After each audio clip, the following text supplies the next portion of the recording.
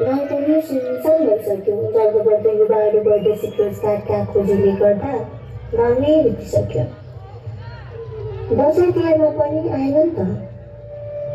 उता विदेश गएका दाजुभाइहरूले पनि त भन्छन् होला नि, कहाँ होला त नेपालमा रोजगारको अवसर, कहाँ पाइएला सजिलै रोजगार, कहाँ होला त मेरो ठेगाना, कहाँ होला त मेरो घर परिवार।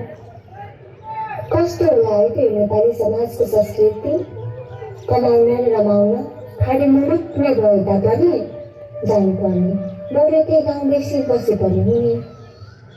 आखिर वैदेशिक रोजगार नै त भयो नेपालीहरूको संस्कार। मेरो सोचे चाहिँ पनि अहिले त कहाँ पो हुनुहुन्छ होला, सम्झनाले खालि मान्छे पठाउँछ भने म पनि त्यही सोचिरह बरु घाँस काट्न जानु पर्यो, बाहिर भोकै होला। आज त सुल्झिनाहरू गइसकेछन् के हो, मलाई नबोलाई।